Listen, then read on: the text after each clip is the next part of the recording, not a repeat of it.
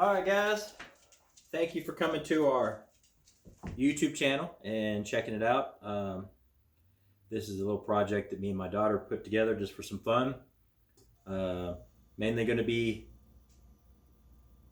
pressure cooking, Instapot type videos, but we might do some other stuff, baking or something like that. This is just an introductory video I'm going to do real quick. Basically, just kind of show you what comes.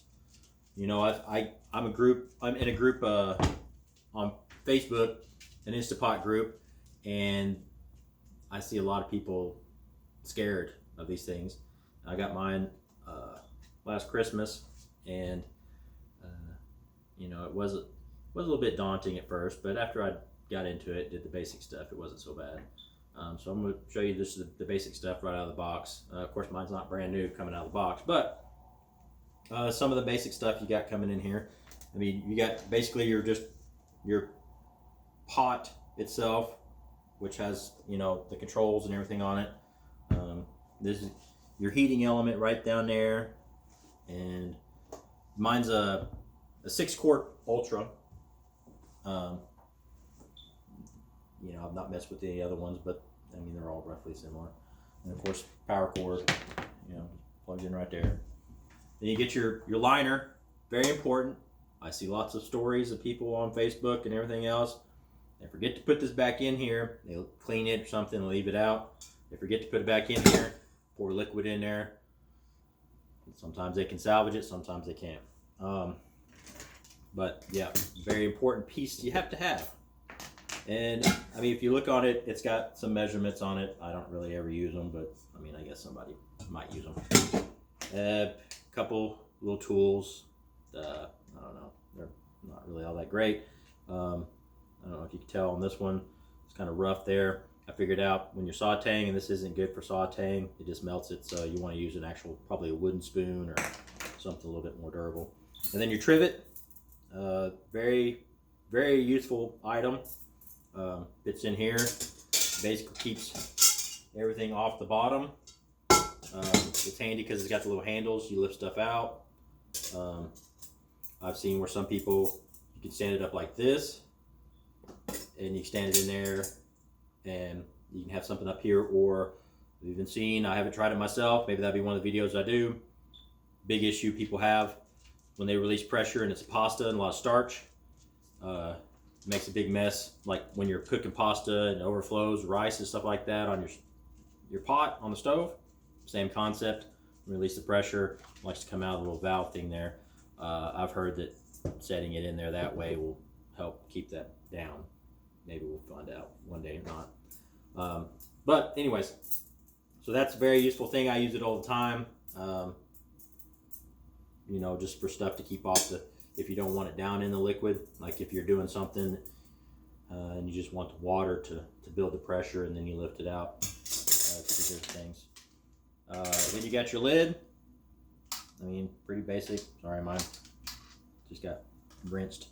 You know, you got the Ultra. It's pretty handy. It's got a little button here that releases the pressure.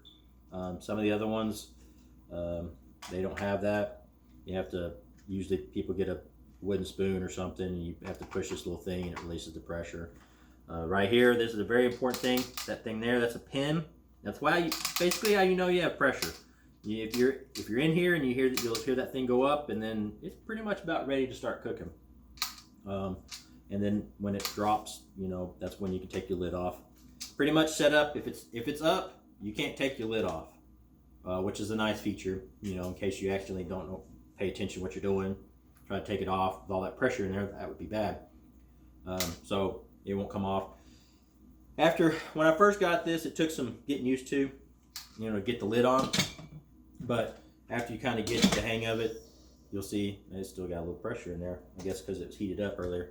That, you know, you stick it on there, turn, there you go.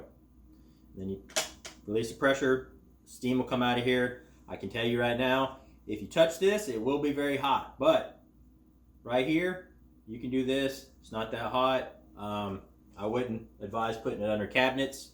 Anything really low, it's just going to get a lot of condensation. I keep it on my island. And then once the pin drops, turn it. The Ultra has, I think some of the other ones have it too. There's a little notch here, which comes in handy for your lid. Stick it right there. And then a lot of the excess condensation from your lid will drain in this little well here, which comes, if you get a lot of it, it'll collect in this little plastic thing here. There's a little bit in there. And you can wash this out, dump it out or whatever, and it just snaps in there. If you don't have one or you lose it or it breaks, it's not the end of the world. It's just a little condensation thing. You probably put a towel or a bowl or something there. As far as the lid goes, I mean, there is a silicone ring that, you know, you can pop out. A lot of people like to take them out, clean them, try to get the smell out of it. You know, mine smells like chili because that's just what I made a little bit or whatever. I'll just wash it regularly. I don't ever take it out. You can take it out if you want to try to get the smell out. There's a lot of people that have all kinds of little hacks they claim to, you know, get the smell out. Vinegar and baking soda and Dawn, all kinds of sitting in the sun, sitting in the freezer, baking in the oven. I've heard a bunch of them. I don't think any of them work. I used to try it. I never could get any of them to work, so I gave up. Some people buy other ones so they can swap it out in case, I guess, they're making a cheesecake. They don't want the cheesecake tasting that chili. I can't tell you for sure whether flavors go back and forth. I don't know. I've not done that myself. But anyways, so there's that. It just pops back in. You just got to make sure it goes under on the other side of this little metal ring part right here. And, you know, it fits in there pretty easy. There's no wrong way to do it. Even if you do it upside down, I don't think it really makes a difference. It goes both ways. Another part, basically for when you're cleaning, is this little lid part comes off here. This is, of course, for your steam release thing. You can take that out. Be very careful when you're washing stuff. If you take it all out, that you don't lose it. I've seen a lot of people, they lose theirs. They have a lot of issues where this little silicone part popped off of this. Kind of why I don't do a lot of that stuff. I'll wash it with my regular dish soap, and you just have to make sure you drain it really good because, I mean, there's two different pieces here, so water will get on the inside of this metal, and, you know, you just got to make sure that it drains out. I've never had any issues. I don't have any issues with mold or nothing like that. You know, I don't. If you got time to do all that stuff, by means, be my guest. Sorry. And, of course, the power cord, you know, just a little 3-prong thing. I don't know if they're all standard like this. I mean, it just plugs in there. No big deal. I let it air dry. Everything air dry. And usually, after I pop all this stuff out and put it in the wash, I'll let this sit out so it kind of cools off a little bit. And what I usually like to do after it's cooled off, and I mean, you can touch it and feel it's really hot. After it's cooled off, I'll just store everything inside of it. I'll just put the trivet and everything in there. And then that kind of also helps remind me that I need to put this back in there when I get it out. So that's nice too. If you leave it out, you know, that's fine. You can store everything inside of it. You can even put your little power cord in there, all that stuff.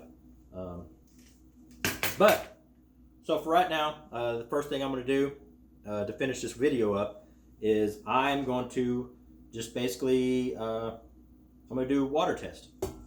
And that's the first thing you need to do when you get it out of the box. And when you do the water test, it basically makes sure that there's no defects in it and everything else, and that it's building pressure. And that's all it's doing. There's nothing difficult about this. You just get you, if it's a 6 quart, get you a cup of water. If it's 8 quart, 1.5 cup. Those are pretty much the standard liquid that you have to have. So, get my water here.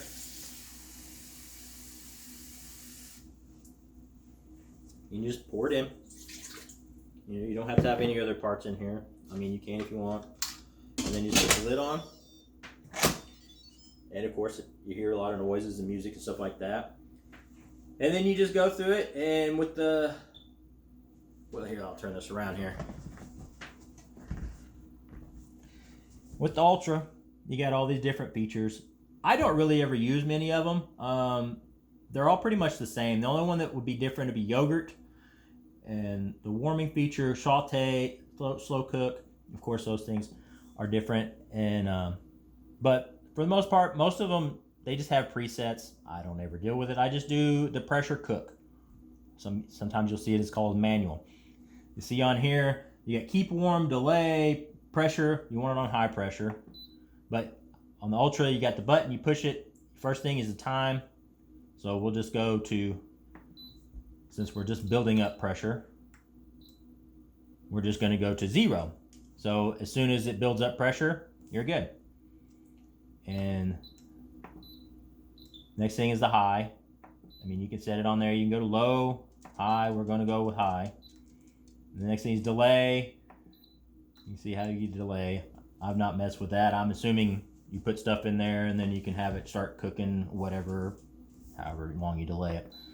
And then the keep warm feature is handy because once it loses pressure, once it's done cooking, it'll stop heating up.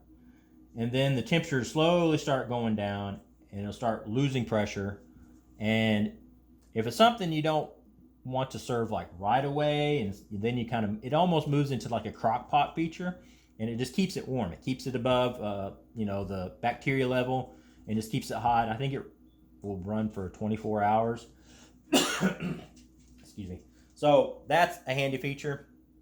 And it's, if you mess up and forget something and it sits in there, it's still going to be good. I mean, it may be a little overcooked or whatever, but it's still safe to eat. But we'll go with that. And then we'll just, basically, you got your start, cancel. Sorry, my thing's a little dirty. And you just push start.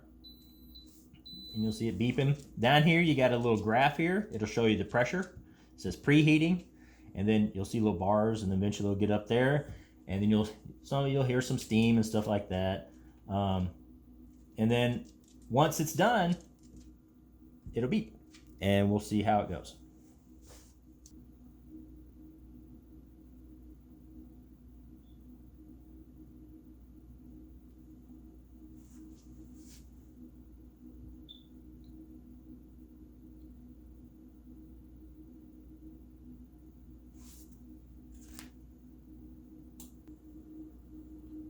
Alright guys, as you can see, we've built up a lot of pressure here, and currently the pin just popped up. I heard a little bit of sound, and then the pin popped up, which when you hear that pin pop up, it's about ready to be done, as you can see on a little graph thing. And after that, it's not going to take much longer.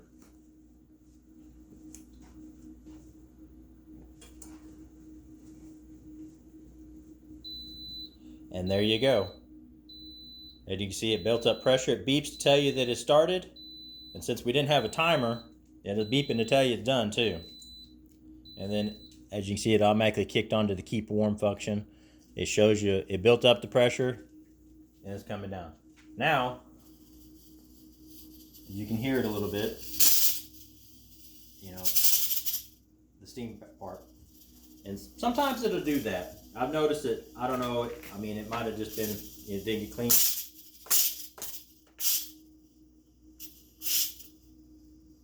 And sometimes it just